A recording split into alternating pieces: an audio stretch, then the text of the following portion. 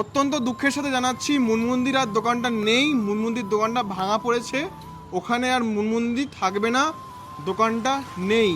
অত্যন্ত দুঃখের কারণ, যেটা মুনমুন্দি যেখান থেকে আইডেন্টিটি তৈরি হয়, সেখান থেকে পরিচিতি পেয়েছে তোমাদের সবার মাঝে, আমাদের মাঝেও। তো মুনমুন্দি এবার কি তাহলে নেক্সট পরিকল্পনা কি, তাহলে দোকান কি করছো এবার নতুন, কোথায় করছো সেটাও জানিয়ে দাও, আর কোন লোকেশনে করছো, সেম আইটেম থাকবে নাকি সব জানিয়ে দাও।